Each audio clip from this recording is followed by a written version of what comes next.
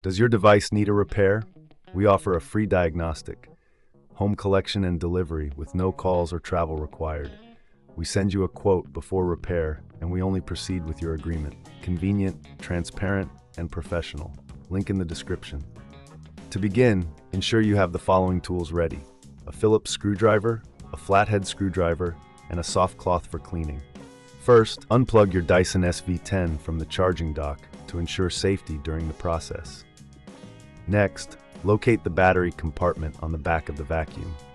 Using your Phillips screwdriver, remove the 2 screws securing the battery cover. Keep these screws in a safe place, as you will need them later. Once the screws are removed, gently lift the battery cover off to expose the battery.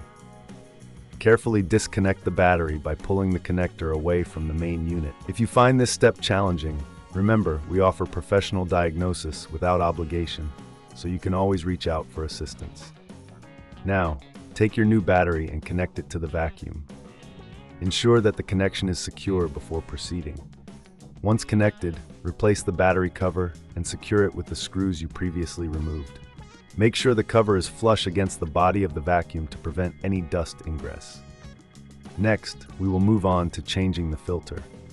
The filter is located at the top of the vacuum. Twist the filter counterclockwise to remove it from the unit. It's advisable to clean the filter every month, but if it's particularly dirty, you may want to replace it.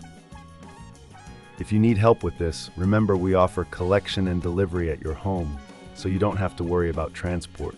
Once the filter is removed, rinse it under cold water until the water runs clear. Avoid using any detergents or soaps, as these can damage the filter. After rinsing, allow the filter to air dry completely for at least 24 hours before reattaching it to the vacuum. While the filter is drying, take a moment to clean the interior of the vacuum.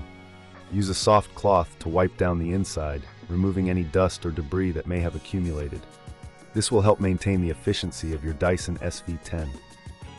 After the filter has dried, reinsert it by twisting it clockwise until it clicks into place. Ensure it is securely fitted to prevent any loss of suction. Finally, plug your Dyson SV10 back into the charging dock and allow it to charge fully before using it again.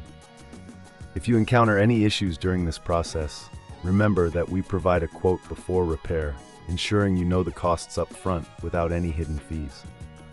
By following these steps, you can successfully change the battery and filter on your Dyson SV10, ensuring it continues to perform at its best.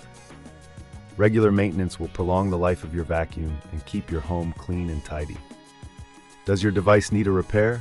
We offer a free diagnostic, home collection and delivery with no calls or travel required. We send you a quote before repair, and we only proceed with your agreement. Convenient, transparent, and professional. Link in the description.